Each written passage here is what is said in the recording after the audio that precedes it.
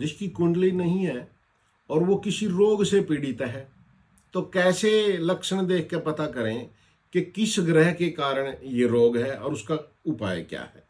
जैसे श्वास की किसी को दिक्कत है, कफ की, सांस नली की, फेफड़े की, पीलिया है, लीवर की दिक्कतें हैं, कुष्ठ रोग है, तो समझो बृहस्पति खराब है।